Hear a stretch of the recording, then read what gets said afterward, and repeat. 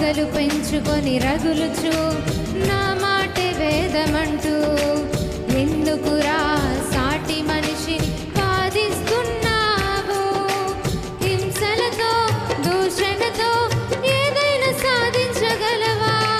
పొరుగు వారిని ప్రేమించుటే మానవ ధర్మము కాదా? హింసలతో దూషణతో ఏదైనా సాధించగలవా?